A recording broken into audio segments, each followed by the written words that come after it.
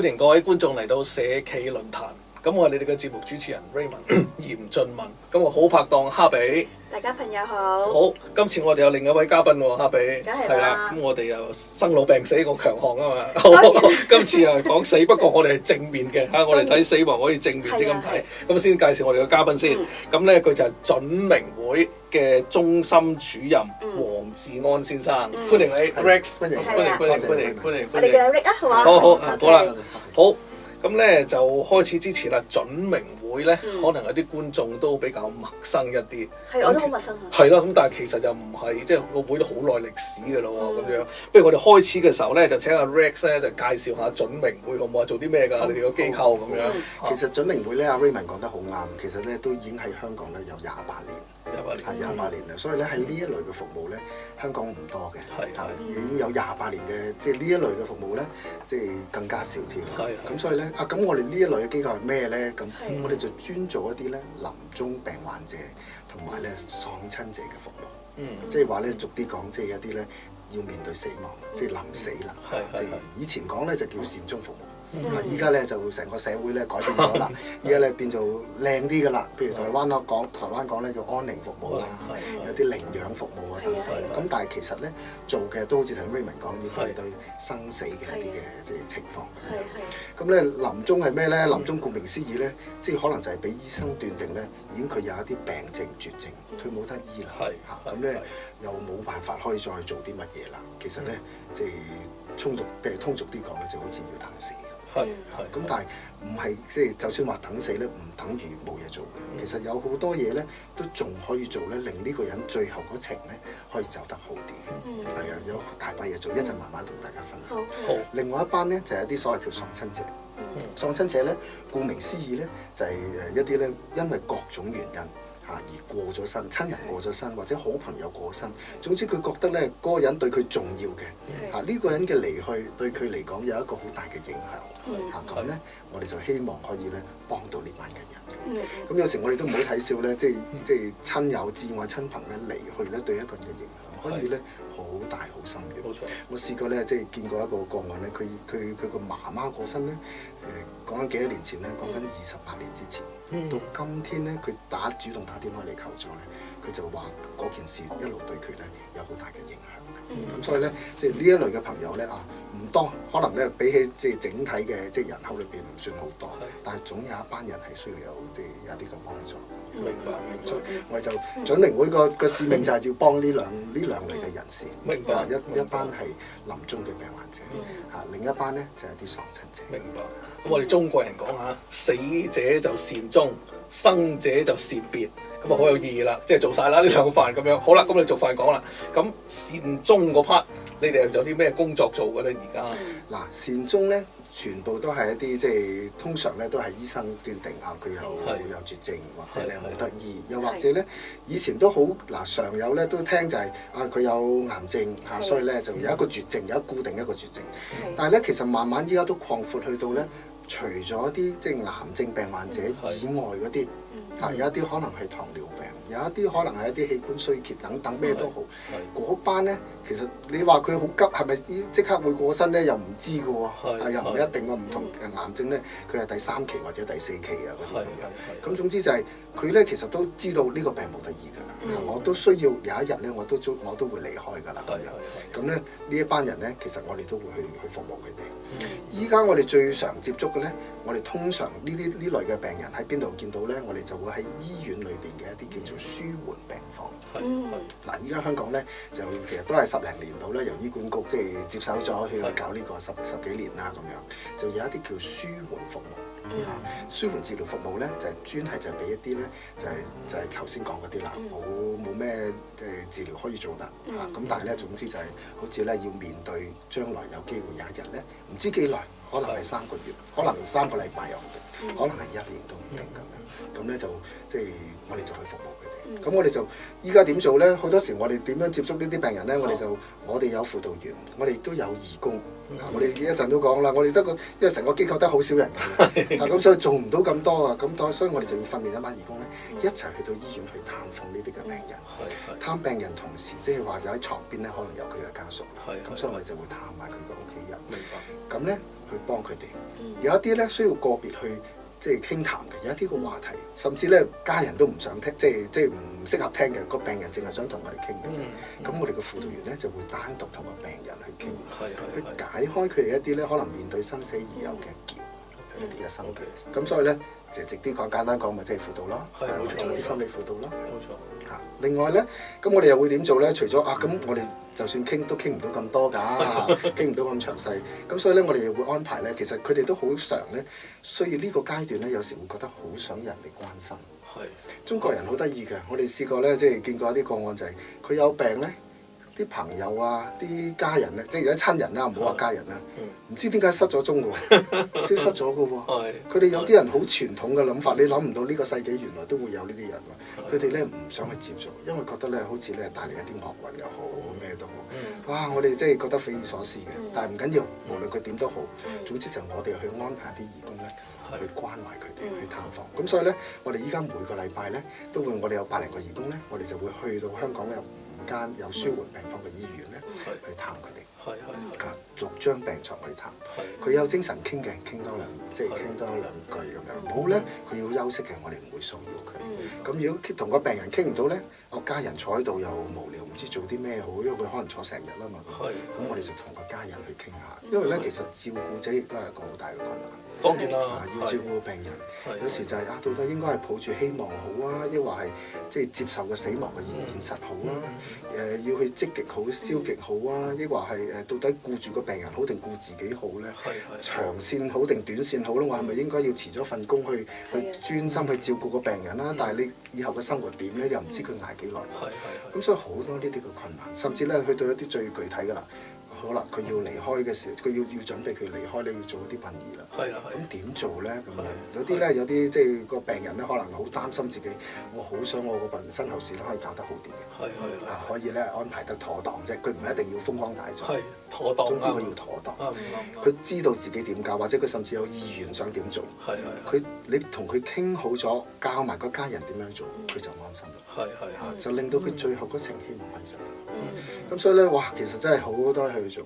咁另外就係有時咧，嗱，生活啦，始終醫院咧對於病人嚟講，依家好似變成另一個家咁。佢一係就喺屋企，一係咧就喺醫院咁樣。喺屋企咧個支援可能少啲啦咁樣，因為我哋就難接觸到呢一班人。遲啲我哋都會嚟緊都會講，即係我哋有一個發展方向，就係希望可以喺屋企接觸到呢啲咧，唔係喺舒緩病房嘅臨終病人。呢個係有呢個好大嘅需要。明白。咁總之就係醫院咧，某程度上成為佢另一個家。咁我哋又去到咧，有時過時過節，我哋去搞啲活動俾佢啊。我哋大家就好開心啦。我哋普通人咧可以去食自助餐啊，或者出去做啲乜嘢。佢哋冇，我哋就我義工咧，我哋同事咧就入去醫院啦，搞活動俾佢哋。聖誕節啊、農曆新年啊、冬至啊咁樣，等佢咧帶佢即係帶一啲歡樂嘅氣氛俾佢哋。我哋就希望可以佢過得開心啲啫。係啦，咁啊日常咧有時有啲好實質嘅，譬如咁瞓咗病床咁耐，我啲頭髮都長啦，哎呀又出唔到去剪頭髮，咁邊個嚟幫我剪頭髮咧？我又安排義工去學咗先，跟住咧就同佢去剪頭髮。有時咧就有一啲咧就好細微嘅，有啲譬如我哋會搞一啲所謂叫茶水檔。即係我哋好容易啦，去茶餐廳飲杯奶茶就朝都飲啦。但係咧佢話我好耐冇飲過啦，我好耐冇食過燒肉啦。咁我哋咧又會啲義工又好叻嘅，即係好多才多藝嘅，整下呢樣咧俾佢試。其實咧啲病人咧好多時唔係真係，有時屋企人嘅角度，你唔好再食呢啲啦，唔健康。但係我哋去到我哋咧，大家同醫護人員都知，去到呢個階段咧，唔再講食咩健康，唔食咩，即係食咩。最緊中意食嘅。因為最重要咧，其實係希望可以滿足佢一啲好少嘅心願。其實佢開心啲先至係最重要。冇錯，啱啊。同埋咧，好坦白，有幾多個真係可以食到落去嘅？唔係好多。有一啲咧好得意嘅，我哋見到啲病人整燒肉切細嚿，佢擺落個嘴度，試下陣味，其實掠翻出嚟，就掠翻出嚟，飲杯奶茶飲少少嘅啫，佢試下陣味，但係佢就好大嘅心願咁樣。呢個有時我哋覺得啊，即係雖然身體係重要，但係咧現實就係咁，我哋冇辦法改變到，連醫生都冇辦法，我哋即係普通人更加改變唔到。但係我哋能夠可以做嘅，希望佢呢一程佢嘅心理可以咧，即係走得即係好啲，呢一程走得開心啲，走得無憾啲，走得滿足啲。其實家人見到個病人走得好咧，家人有之後咧，面對個哀傷就會好啲。係冇咁沉重，係啊，好傷心啊，覺得咁所以好走啊。係啊，啱啊，一路好走呢句非常好啊。咁所以病人咧，我哋最主要就係咁樣。明白。咁啊，做一啲個人工作，我哋有安排義工去探佢，搞啲除咗傾偈之外，就搞啲活動俾佢嚇，有啲日常嘅，甚至中國人好中意食啊嘛，我哋有啲義工又每個星期咧就送點心去醫院。哇！即係送去嗰度，即係其實又係真係佢真係好想試下陣味嘅啫。其實個目的都係一樣，所以仲希望咧嗰啲嘅病人咧，其實就係過得開心啲，呢一程走得好啲。明白。有時咧我發覺咧做呢項工作咧，有一個好深嘅感覺係咩？同時間競賽。我自己都親身去探過醫院，去即係臨終病房。呢個病人，我今個禮拜見到佢。下個禮拜我諗住再同呢個伯伯去傾偈，傾得好好喎。上個禮拜再喺個病人個名單裏邊唔見咗佢，問下姑娘點解佢唔喺度嘅？佢過身啦。有時咧好短嘅時間，你係估計唔到咁樣，佢就已經離開咗。如果所以我哋每次都要好把握嗰次嘅機會，嗰次見到佢，我有啲咩可以同佢傾，佢有啲咩想同我調翻轉，佢有咩想同我講多啲，應該話咁啊！我哋都豎起個耳仔去聽，係啦，去肯定一下佢成個人生嘅，即係佢付出咗好多努力嘅嘢，又或者咧解開好多佢好多疑問，有好多心結啊！佢覺得咧佢以前做錯咗啲乜嘢，我哋希望盡一言一語咧，希望可以幫到佢，等佢個最後嗰程咧。一路好走。係啊，你聽到 Rick 講到而家咧，係心理輔導嗰個 part 咧，做得好仔細，係安慰到個病人咧，同埋屋企人咧，都俾佢覺得咧一個好好嘅，即係臨終嗰時咧一個好舒緩嘅嗰個感覺咯。咁除咗呢樣嘢之外，我都好好奇啦。除咗心理一個好着重你哋有輔導之外咧，仲有啲咩可以幫助佢哋親身嗰個病者同埋屋企人咧？嗱。香港咧有一啲服務咧，專俾一啲即係病人嘅服務嘅。意思即係咧，譬如咧病都有。如果我講癌症咧，病咧有時都分早期同晚期。通常咧呢一類嘅好實質嘅服務咧，其實都比較多咧同早期有關嘅。譬如咧，當一個家人，我發覺個家人咧患咗病之後，有一啲香港有好多好嘅會嘅，佢專俾一啲癌症病人。咁咧佢哋咧會搞好多課程俾佢，甚至咧搞啲咩氣功課程啊、食療嘅課程啊等等，希望咧其實幫到佢哋咧，即係盡佢嘅能力，仲做到嘅嘢咧，可以即係令個病況好啲，係啲咁。但係去到晚期咧少好多，好坦白，你要做任何嘢咧都做唔到。不過咧又唔係完全冇嘢做嘅，譬如咧有時有啲我哋最終嘅目的要做任何嘢都好，都係想幫佢舒緩，所以個名其實講得好靚，舒緩病房其實最想佢舒緩，英文叫 comfort care， 希望令到佢嘅 comfort。係啦，咁譬如我哋會做咩咧？我哋咧會用唔同嘅方法嘅，有啲甚至係你覺得唔係好常見喎。譬如我哋做咩咧？我哋會有一啲搞一啲叫香薰治療。佢瞓得唔好。佢因為痛症咧，所以咧夜晚瞓得唔好，或者咧因為佢好擔心咧，所以心理又好，生理都好，總之佢好唔舒服㗎。有時咧可以有啲香薰嘅按摩。咁咧我哋義工咧就教佢哋啦，點樣即係一係就先用一啲好嘅材料啦，自製嘅，唔需要周街買咧，唔知加咗啲咩成分，天然嘅，幫佢按摩咁樣。有啲病人做完之後咧好開心，第二次見到我哋姑娘，快啲再嚟幫我按摩，好開心，佢好舒服，我好中意咁樣。即係咧有時幫佢按摩。咁咧我試過去台灣咧，見有啲咧就佢哋仲做得仲全面啲添。即係有時咧，即係病人同義工之間個接觸就更加緊密啦。香港有時就困難啲嘅，即係要睇下間醫院本身個取態係點啦。有啲醫院我哋發覺唔同嘅醫院都有唔同性格嘅。有啲咧佢哋覺得你唔好鬥我嘅病人，因為咧掂到佢有啲乜嘢咧，即係始終個責任好大，我哋都明白嘅。但係有啲咧信任多啲嘅，佢放心啲，唔怕，即係你如果可以咧，即係淨係做呢啲嘅咋，咁冇問題，冇咩大，就幫佢做埋呢啲。但係咧，我發覺呢啲即係無論得唔得都好啦。總之，如果有時咧可以做到呢啲咧，譬如幫佢按摩一下咁樣咧，個病人係好舒服。好舒服，所以咧有時就係好少嘅，呢個會係其中一樣嚇。頭先我都講啦，有啲最具體嘅剪頭髮嗰啲都會係食物嗰啲都係。咁另外咧，仲有一啲咧，好似係達成佢一啲心願。譬如咧，係啊，難啲啦，要睇佢身體狀況。我哋試過咧，嗱，即係佢如果佢真係好虛弱咧，其實邊度都去唔到。但係咧，大家又唔好奇怪，入得舒緩病房又有機會出院。出院嘅意思唔代表佢好，出院嘅意思只係代表床位唔夠，或者佢有願望咧，好想翻屋企，又或者咧冇咩特別。但係當然翻屋企啦，個支援又有啲唔同啦，有啲咩頭暈身㷫痛咧，即刻 call 個醫生都 call 唔到，又要翻嚟咁。咁咧，但係有啲好想翻屋企嘅，甚至就係佢好想翻屋企，佢好想有一啲心願，佢係完成得到。譬如咧，我哋有啲病人咧，個心願好想再同屋企人飲一餐茶。唔係我哋啲義工帶點心上去嘅，佢係好想。譬如我哋試過有個病人就係咁啦，等個仔喺大陸落嚟，想同佢出去茶樓飲翻餐茶。佢話我一定要等到個仔，我一定要同佢咧去飲到呢一餐茶，完成我最後呢個小小嘅心願。哇！我覺得即係完全唔奢求啊，係咪啊？只要佢身體狀況得，咁我哋咪可以咧借埋個輪椅推佢出去咯。佢行唔到，係咪啊？真係都辛苦嘛，推佢出去。安排埋即係同佢一齊飲茶咁，飲完之後第二日佢就過身。完成心願啦，啲心願就係咁，有啲好細微嘅心願。有一啲咧就我好想再同屋企嘅小朋友咧，可能佢係爸爸嚟嘅，同屋企嘅小朋友去一次迪士尼樂園。咁我哋個會如果揾到呢啲資源，有時都好㗎，有人咧可以捐到呢啲咁嘅飛出嚟。我哋咧就我哋試過搞一車咁樣，全部都係病人同家屬。特登架車咧都租唔係一般旅遊巴，要有尾台板嘅，你可以上到輪椅嘅咁樣，咁咧就一齊去迪士尼樂園，完成咗呢啲咁嘅心願。因為咧有時咧，如果你叫個家屬就咁推佢出去咧，好難玩，即係好難嘅意思，即係唔係佢唔願意，而好困難。香港咧唔係好即係適合啲好 friendly 啦，總之我哋都唔係好 friendly。即係我相信好多係啦，有好多地方都係咁，所以唔 friendly，所以有好多特別安排啦，要有好多人手去幫手啦，咁我哋就啱啦。我哋即係我哋唔係主角，家屬同埋個病人先係主角。我哋咧做協助嘅，我哋同事做安排，我哋義工做協助。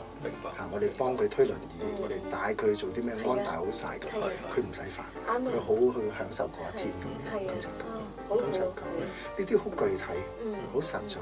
咁但係咧，即係同樣其實即係唔係淨係靠把口去所謂輔導，即係唔係懶高在上咁。即係唔係淨係靠把口，而係咧做一啲好實際滿足到一啲佢最後個願望，或者佢一啲未完嘅事。明白，咪就希望可以做。明白。咁頭先阿 Rex 講啦，即係同工就唔係好多啦，咁有百幾個義工啦。咁我又想問啦，即係啲咁有意義嘅工作咧，咁啲義工有咩特別啲條件啊，或者冇啲培訓俾啲義工？咁同埋而家做緊啲義工係啲咩人嚟嘅咧？即係大年紀啊，老人家啊，定後生仔啊，小朋友啊，定係點啊？係啊。嗱，我哋咧其實即係係啦，我哋成個會咧都係得7個同事啫。加埋我都係得7個啫，5間醫院咯。係啊，做5間醫院，咁仲有好多喪親者嘅輔導。但係唔緊要，我哋相信好多有心人嘅，咁所以咧，我哋每年都會招募一啲義工。咁話義工邊度嚟咧？全部都係嚟自普羅大眾嘅啫。我哋公開招募嘅，喺我哋網頁啊，可能咧透過 email 啊，或者其他 fax 啊、單張等等。咁咧，啲有心人就報名啦。咁可能我哋個會有啲歷史啦，有啲歷史有個好處嘅，即係大家知道我哋做啲乜嘢咧，咁佢知道啊，又同埋知道我哋唔係搞第一年啊嘛，咁好多人有一啲咧試過報3年咯，我都未輪到我嘅咁樣，咁但係我哋又因為有限啊嘛，因為我哋最想就係即係招募到啲義工，佢學完之後咧都要即係學以致用。可以用得着。我哋唔想佢學完之後咧，就擺咗喺度，冇機會俾佢服務到咧，冇意思。咁啊調翻轉，有啲人淨係學嘅，我唔做嘅，咁我哋亦都唔會要。即係我哋希望真係可以實實在在去幫到呢啲病人同家屬。咁所以咧，我哋就招募一班人，呢班人咧一般人士嚟嘅啫，18歲以上。OK。有條件要18歲以上，因為咧18歲以上咧先至可以咧入醫院啊，唔需要好多父母簽名啊等等嗰啲。冇錯。咁咧又要佢可以係在職。我哋依家大部分都係在職，其實我哋都想揾多啲咧，即係早年退休嗰啲，即係好想做。有嘅，而家好多嘅。係啦，我就好想揾到呢啲嘅人士，亦都有退休人士。譬如我哋依家其中一位董事咧，都係我哋由義工開始做，都係即係退咗休嘅退休人士，佢好有心咁樣去做，去服務大眾。咁所以就好多咩人都有啊，即係有一啲係社工行業又有啦，有啲係護士學生又有啦，有啲係可能做 trading 啦，有啲可能做咩行業都有，有啲可能佢待業嘅亦都可以。明白。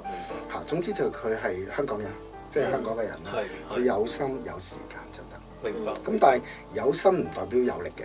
咁所以咧，我哋一定會咧，佢入嚟做之前咧，都要過5關斬六將。咩意思咧？即係我唔係話我哋特別奄尖挑剔，而係咧，我哋好希望建立到一個義工團隊咧，係有心，真係有能力去幫到嗰啲嘅受助者。咁所以咧，我哋會咁話，我冇得要求佢即係有啲咩學歷嘅咁樣，所以我哋就會有一個佢報名嘅時候咧，我哋就要有一個嘅課程，係俾佢哋去讀嘅。個課程又唔係1年2年嗰啲咁長嘅，即係冇人嚟讀㗎啦。咁但係咧都要有成10堂嘅，有成10堂。個題目咧可以 cover 唔同嘅，即係關於臨終病人或者咧喪親人士嘅一啲嘅需要唔同嘅題目都有。譬如咧咩係舒緩治療啦，咩係喪親嘅哀傷嘅關懷啊，甚至咧我哋要有啲機會俾佢自己去思考嘅生死，因為佢一定要自己經歷過呢啲嘅題目諗過。如果唔係咧，佢一面對個病人有一句好精警嘅説話回佢咧，佢答唔到，佢冇思考過咧，答唔到。如果以我哋一般人士好，即係容許我咁講啦，用好似好正面嘅説話去講，放心啊，你個病好。啲病人咧，佢好客氣嘅，佢會話你，我都知道自己嘅狀況係點。其實心裏邊可能講，其實我唔係傻嘅，我知道自己嘅狀況係點。你話俾我聽，你好似鼓勵緊我，你好似安慰緊我，但係其實嗰啲個安慰説話冇用。咁所以咧，個義工首要佢一定要了解到底係咩狀況。個服務對象咩狀況？唔係你純粹正面嘅説話就得。佢係咩狀況？佢需要啲乜嘢？佢喺譬如佢呼吸困難，佢瞓唔着嗰啲狀況，你可以點樣幫佢？要點樣教佢？香港有啲咩服務幫到佢？佢可以點樣同佢講？甚至咧最直接就係佢要問到一啲殯儀身後事嘅嘢，你都要知。我哋嘅義工都要知。如果唔係咧，你幫唔到佢。我翻去問問先嚇，咁樣下次未必見到。係啊，咁所以咧，我哋要好好裝備。明白。呢啲叫知識型義工，即係要識咗嘢，然後先至可以做義工嘅。跟住好嘅，即係都係學多樣嘢啫。其實好多人都唔識嘅，即係就算讀好多書咧，你俾人經歷過咧，你就唔會知道點樣處理，點樣面對。同埋臨終病人，你講嘢好有技巧㗎嘛？係啊，非常唔係我同你傾偈嗰種啊。係啊，要好清楚去點樣去安慰到佢，每一句都入心入肉㗎嘛。係啊，甚至好開頭見佢你好嗎咁樣，佢話我唔好啊，你都唔知點啊，係咪啊？你點樣？ O 字嘴啊！你可能會話你今日覺得點啊？可能個入手就唔同，你今日覺得點啊？就唔會話你好嗎咁樣，就唔會咁樣，好少咁樣。咁我想問你啲義工咧，學完10堂之後咧，你哋會唔會甄選下邊啲適合，邊唔適合？會啊，當然會啊！哈比你講得好啱。學完之後，我哋都要計佢出席率啦，冇理由即係你出席唔夠，我都要俾你繼續落去。跟住我哋會有個別嘅面試，我哋會個別面試。其實咧又唔係話要挑剔乜嘢，而係咧，的確有一啲人咧，我哋需要即係要睇得到佢個人會唔會有一啲特別嘅困難去做義工。譬如我試過聽個電話，有人打電話嚟，咁我有興趣你哋嘅義工喎，咁樣，咁我又了解佢狀況，即係咁好啊，咁樣我哋有啲咩課程介紹完之後，點解又多口問嘅？點解咁有興趣？因為我丈夫啱過身啊，咁我又驟耳聽落咧，咦，好似好啱喎，佢自己經歷過，即刻去幫一啲即係人。但係咧，我話幾時發生啊？上幾個月啫嘛，我又有啲保留。佢自己會唔會完全克服到未咧？係咪啊？如果佢未克服到咧，其實你點樣去再去幫其他人？我唔係話佢長遠幫唔到，而係咧可能佢自己仲喺嗰個困難當中都唔定。嗰個經驗咧，我哋知道哀傷咧唔會1-2個月搞掂。哀傷可能需要長啲嘅時間，佢經歷多啲，佢可能咧即係經過晒啦，先至有能力。我成日形容咧，我哋就似咩咧？似一隻船，我哋要載人。如果你隻船都唔好掂咧，就真係唔好載人啦。咁即係如果你隻船都穿窿嘅咧，咁你更加唔好載人添。咁所以咧，嗰個太太我話：咦，咁我又再了解佢多啲啊。其實依家即係丈夫過身之後，有冇啲咩困難嘅？我一樣都瞓唔着啊，等等，我就諗起佢好多難過。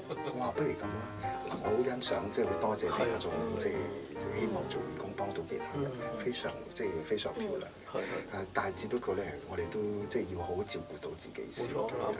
有時就會咁，我哋啲個別面試咧，有時就係咁。我試過甚至我哋有時都會同大學合作㗎嘛，有啲實習嘅輔導員或者社工啊輔導員咁。總之可能係大學安排啦，唔知佢想做。佢一嚟到，我話你知唔知我哋做咩服務啊？一講，跟住佢已經忍唔住，因為佢屋企人啱啱過身。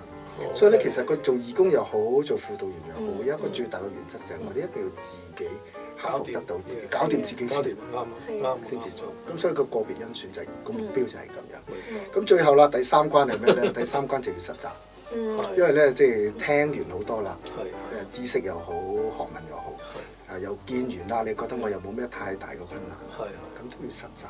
有時咧有一啲咧一去到就緊張啦，唔知講咩咁樣嚇。你放心，你會好嘅咁樣。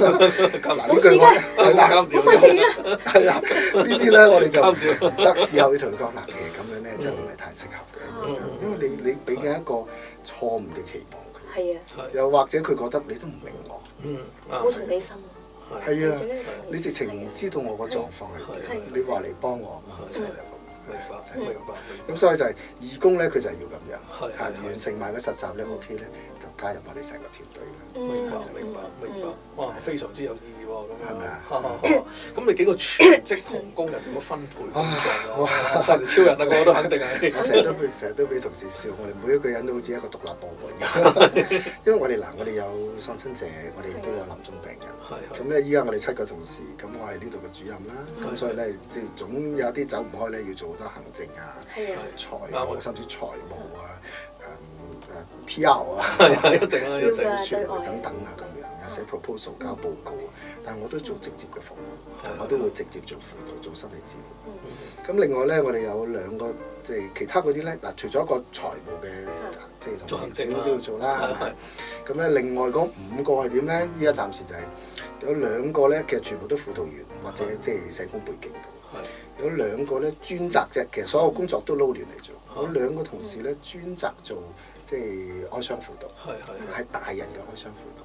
成年人嘅，因為一陣就可能會講成年人同細路仔有另外2個咧專責做兒童嘅哀傷輔導，另外仲有1個咧就專責做病人嘅工作。明白。咁所以暫時個工作係呢度。知道。咁但係咧，大家都知㗎啦，入得我哋呢度咧都知要互相配合嘅，當然啦，好似一隊波咁，呢個人佢唔得閒做啲咩，你要補位。係啊，大家都好知，所以大家都好樂意。咁我想問個敏感啲嘅問題啦。咁即係資源已經好有限啦，個機構咁樣。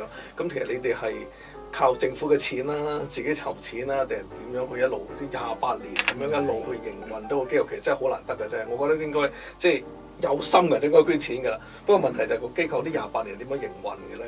嗱，準明會咧一路都冇攞政府資助，好嘢都冇。好嘢。咁所以咧，即係我哋靠係咩咧？我哋靠好多好有心嘅基金啦。可以開名咧，我哋就係依家譬如有一個好大兩個好主要嘅基金，一個就係香港公益金。公益金係啦，一個咧就係香港賽馬會慈善信託基金。咁所以呢2個係最大㗎啦，亦都係最大最有錢最高嘅，係咪啊？大家有時都係嘅，一聽到你係公益金會員啊，都起碼即係唔係啲咩好嘢啦，唔會古古怪怪啱係啦，賽馬會啦，係啦咁，同埋佢哋好好嘅，即係佢哋好有心嚇，即係好想咧，真係發展到一啲服務咧，係適合個社會嘅需要。係啊，有時調翻轉嘅，佢會主動同我哋傾呢一方面嘅服務有一啲係咪可以發展啊咁樣，我哋就會同佢傾啦。咁咧不過有時咧就有一啲，仲有一啲除咗呢兩個基金咧，仲有啲可能啲家族基金啊，或者私人嘅基金。譬如我哋曾經攞過咧，又係好好嘅，叫海瑟克基金。聽過。Cash Foundation， 佢哋又好好嘅，即係經濟唔好，香港經濟唔好，又主動聯絡我哋。哇！有冇影響你哋籌款啊？使唔使我哋點樣去幫忙啊？咁非常之好。即係我哋其實都相識咗好多年，我哋好知道佢哋好好。咁有時有一啲咧，就另外一啲短嘅基金，可能申請咗一個 project base 嘅，1年2年嘅，就冇啦，之後就冇啦。我哋最主要都係靠呢啲基金，但係都係呢啲基金大概咧佔我哋都係即係一半 around 一半到。咁另外做咩咧？另外就需要做籌款。籌款啦！我哋每年都會搞一啲即係籌款活動啦。咁籌款活動都係一次過啦。咁但係咧，所以我哋慢慢又要開展多啲咧捐款嘅工作。等人認識我哋嘅即係會啦，認同我哋嘅使命啦，或者工作咧，佢哋就固定咁捐錢俾我哋。呢啲先係重要啊！冇錯，啱啊！咁所以咧，有時我哋又唔可以即係雖然我哋都要默默即係埋頭苦幹去做，但係都要俾人知係一間嘅機構。啱。咁我相信有好多係好有心嘅人，佢認同你嘅工作咧，佢就會咁樣去支持。有好多亦都係唔願意出名啊，非常之好有心。咁28年就係咁過。好嘢啊！好嘢，非常之好嘢真係。咁我諗下，咁啊，其實你幫助嗰啲人咧，係咪大多數都係低下層啲市民啊、貧苦大眾啊咁樣嘅？即係你哋嘅對象係刻意係咁，我哋係個形勢係做到係咁樣。嗱，我哋咧又冇刻意講咧，一定係要淨係做低下階層。其實咧，任何嘅市民，香港市民，甚至我哋的確有好少部分有啲咯，可能攞緊雙程證嘅。有啲咧可能只係即係住緊外國嘅，咁但係短時間嚟緊。我哋都會做，即係佢有需要，我哋亦都有所謂嘅 capacity 就得㗎啦。咁咧，所以就冇刻意咧，就一定係淨係做低下。不過咧，我頭先都即係嚟之前，我都睇下啲數據，都有2-3成嘅人咧係攞緊綜援。另外又有2-3成咧係要靠屋企人或者咧靠積蓄去過活。即係話咧有工作嗰啲咧，可能得個4成嘅啫。即係佢可能仍然自己工作到啊，或者等等嗰啲。病人當然難啦，病人嗰啲咧就更加個比例少啲，因為佢自己病更加工作唔到。喪親嗰啲佢自己仲可以工作。咁所以咧有唔少，其實如果3成嘅人係綜援咧，唔少嘅。唔少㗎啦，唔少啊。咁所以嗰啲咧就係啦，即係有時就係佢面對一個人生咁大嘅打擊，但係同時佢經濟上都可能好困難。咁所以咧有時就即係咧好需要人哋去。冇錯，啱。Rick，我想問下咧，其實咧，如果你有100幾個義工，你去5間醫院，其實咧末期嘅病人咧，其實好多好多。你點樣去揀去幫助咧？其實你唔可以每一個都幫到嘅喎，你點樣甄選咧？呢個係好困難嘅事啊！病人真係好多，係啊！我哋睇香港數據咧，4萬幾人一年死，係啊，死真係。咁但係我哋又的確咧，即係你未必個個都可以接觸得，所以呢個都係我哋即係嚟緊長遠都係要考慮點樣可以接觸多啲嘅人，點樣可以咧提供到服務俾佢哋。即係就算醫院都係啊，即係唔係個個都可以接觸得到都唔定。咁所以咧，依家我哋可以做咧，就真係希望個個點樣個個咧。如果佢唔認識我哋，佢冇接觸到我哋咧，我哋真係冇辦法喺街邊真係揾邊一個係咧咁。啱。所以咧，我哋依家已經係最直接嘅方法咧，就係要同醫院合作。呢個係最直接嘅方法。佢有病一定係睇醫生。意外自殺嗰啲突然嘅，亦都唔會即係依家知道。咁所以咧，有病佢睇醫生。如果佢係即係除非佢自己再匿埋自己嘅啫，否則嘅話佢繼續跟進咧。醫生有一日可能佢真係醫唔好嘅話咧，會話俾佢聽，佢需要可能啲舒緩服務。我哋就直接喺舒緩病房去接觸呢啲嘅病人。咁但係個 turnover 即係個率啊，佢即係轉動嘅率咧好高㗎，好高㗎。我聽嗰啲專科護士話俾我聽咧，大概咧即係佢哋停留喺個病房2-3個禮拜，2-3個禮拜嘅啫。但係咧大家又即係可能唔知，大家接觸過就知。一間病房咧，可能得個30零張病床，好少。咁所以咧，就算30零張病床，假設呢30零個人咧，佢都維持2-3個禮拜，我哋就每個禮拜都去1次，去2次，甚至我哋有啲醫院去3次，即係有啲都會咁。我哋就希望每一個都可以接觸到。咁而且咧，每一次去探訪，譬如入去個病房咧，唔係個個都即係有精神同我哋傾偈，或者咧我哋可以同佢了解到佢狀況。有啲虛弱啲，佢要瞓覺，佢瞓喺度就瞓喺度。有啲咧佢直接話我唔想傾咁就唔傾，有啲就係咁。但係我哋真係盡可能咧，每一個都每張病床咧都去敲下門先啦，敲咗門先啦。係啊，嗰啲大房係啦，算數啦。有啲係有房，有啲就大房。係啊，我哋就每張病床走過去。係啱嘅。了解佢情況。難得真係。係啊，好有心啊。咁希望可以做得到。咁所以嚟緊個發展其中一樣就係有一啲出院㗎嘛，會嚇佢唔會留喺病房。佢會出到院，咁但係佢出院都要返醫院覆診嘅。咁所以依家我哋其中一個做法已經做緊嘅咧，就係我哋除咗喺病房去接觸呢啲病人同家屬之外，我哋就喺嗰啲覆診嘅日間中心去接觸佢哋。即係話佢哋其實唔係住醫院㗎咯喎，喺屋企喎。咁啊哇，又接觸一大批啦。咁遲啲我哋新嘅發展，依家我哋同某啲基金傾緊，就想搞一啲咧喺家居裏邊嘅舒緩治療或者係支援嘅服務，即係所謂 end of life care 嘅支援服務。希望就係可以，佢就算喺屋企都好，唔係等於咧冇人理佢，唔係等於冇人去再幫佢個福祉咧去諗嘅。我哋就幫佢，我哋就希望可以做一個好似咧，即係幫佢個管理呢件事咁樣，一個 case manager 咁樣，就幫佢你其實可以有啲咩服務幫到你，或者有啲咩資源可以幫到你咁，可以幫佢可以做一個橋梁。冇錯，係啦，我哋就希望。其實好好啊！中國人好多都係希望喺屋企嘅，其實即係唔希望喺醫院嘅。不過你喺屋企咧就好複雜啦，即係跟住啲手尾咧有排搞啦咁樣。我哋留翻下一節啦，Raymond，我話阿 Vincent 留翻下一節一個更加講多啲咧準明會俾我哋聽下，裏邊咧將會嘅發展啊，同埋咧裏邊仔細啲，你嘅大計係啲乜嘢，好唔好？留翻下一節就同你傾。OK，下一節見。OK，下一節再見。